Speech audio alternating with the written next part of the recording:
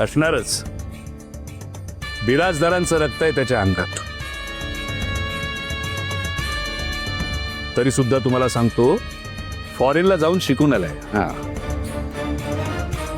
बाबा मला जरा फोन देऊ शकता प्लीज? काय?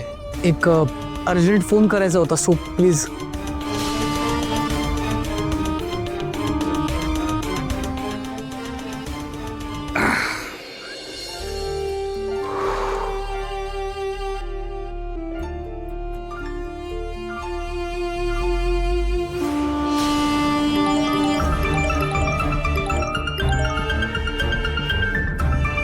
एवढे मिस कॉल्स आणि मेसेजेस, असं काय झालं असेल?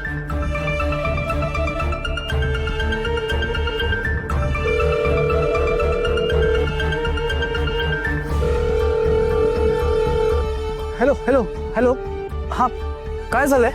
हॅलो श्रवण, कुठे आहेस तू?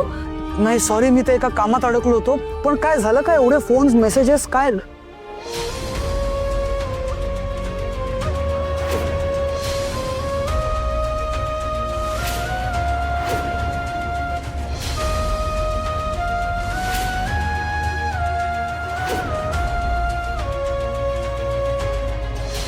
काय?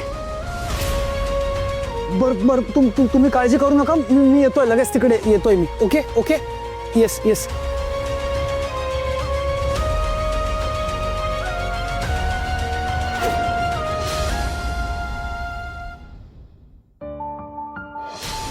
त्यांचा घरचा प्रश्न आहे ना तो. तुला काय करायचंय?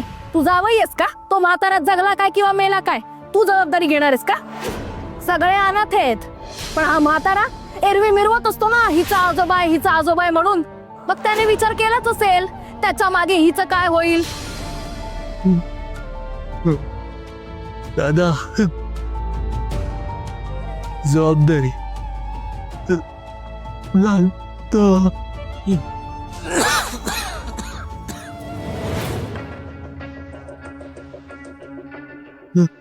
जबाबदारी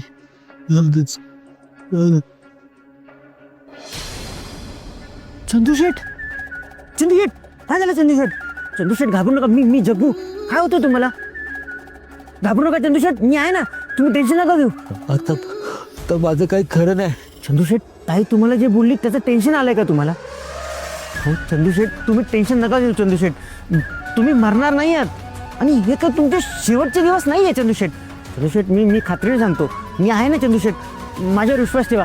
आणि तुम्हाला काय वाटतं, तुम्ही राधाला वाऱ्यावर सोडून द्याल?